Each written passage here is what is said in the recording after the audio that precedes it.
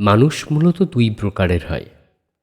এক প্রকার যারা তোমার সঙ্গে দেখা হলেই ভাই আমার এই কষ্ট, আমার ব্লাড প্রেশার বেড়ে যাচ্ছে, আমার বাবার শরীর ভালো না, আমার ফ্যামিলির শরীর ঠিক ভালো যাচ্ছে না, ফ্যামিলিতে পরিস্থিতি ভালো যাচ্ছে না, চাকরিতে এরকম অবস্থা, বসের চাপ, আর ভালো লাগছে না ভাই, আর দুদিন পরে মনে হচ্ছে ব্যাংক্রাফ্ট হয়ে যাব, এরকম প্রচুর নেগেটিভ কথা তোমার সামনে এসে বলবে।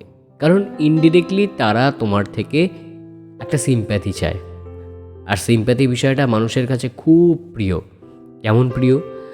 যেমন একটা মানুষের যেটা বেস্ট ডিজায়ার হয় বা যেখানে গেলে সবথেকে বেশি সুখ পায়, সেটা হলো সিম্প্যাথি।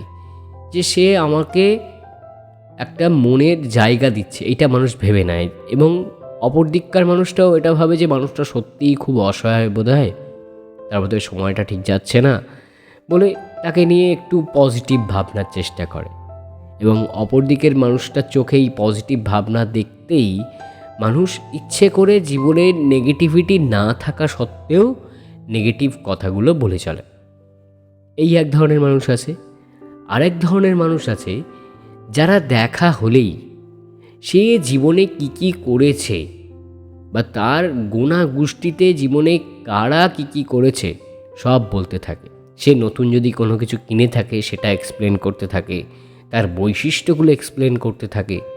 যেমন ধরো কেউ যদি একটা ফোন কেনে, তো তোমার সামনে এসে সে বলবে, মানে তোমার পরিচিত যদি কেউ একটা ফোন কেনে, সে তোমার সামনে এসে বলবে এই ফোনটা কিনলাম জানিস সে এত জিবি র্যাম, অত জিবি র্যাম, মানে ইনডিরেক্টলি তোমাকে তার থেকে নিচু প্রমাণ করতে চাচ্ছে এবং তার নিজেকে অনেক বেশি সুপিরিয়র প্রমাণ করতে চাইছে।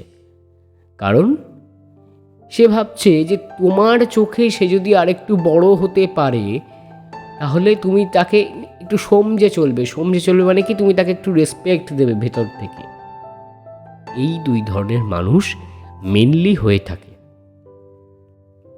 কিন্তু এই দুই ধরনের মাঝামাঝি এক ধরনের মানুষ হয়, যে মানুষগুলোকে আজকাল আর খুব একটা দেখতে পাওয়া যায় না।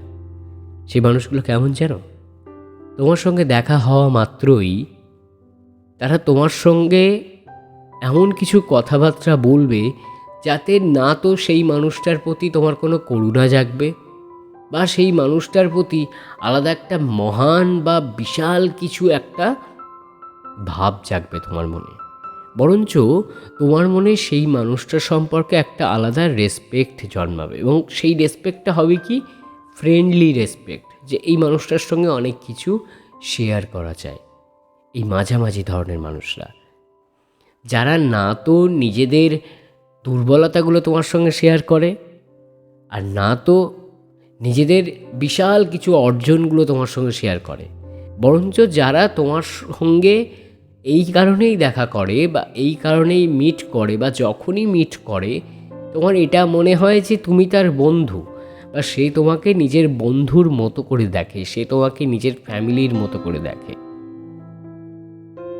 এই দেখো, কথায় কথায় আমি এটা বলতে ভুলেই গেছি যে এটা হচ্ছে একটি মনের কনফেশন, যা একটি voice over podcast, voice over Bangla podcast, যেটা শুনতে তুমি পছন্দ করো এবং যেটা তুমি সচরাচর শুনে থাকো হেডফোনে, যাতে তোমার মনের এবং আমার মনের কথাগুলো আমি এই ভয়েস ওভার পডকাস্টের মধ্য দিয়ে বলতে পারি।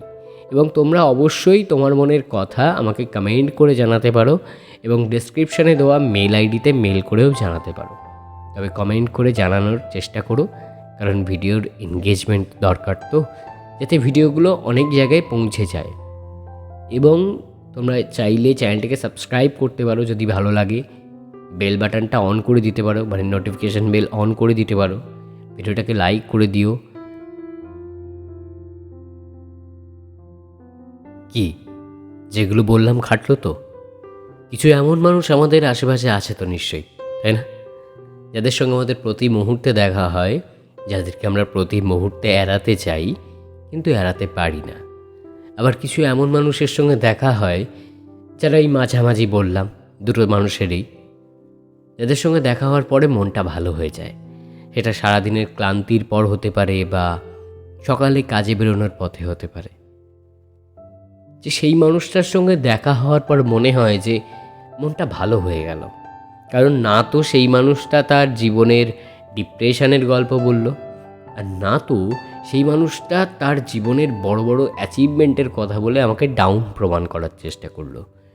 বরঞ্চ সেই মানুষটা একজন বন্ধুর মতো আমাদেরকে জীবনে মোটিভেটেড হতে সাহায্য করলো।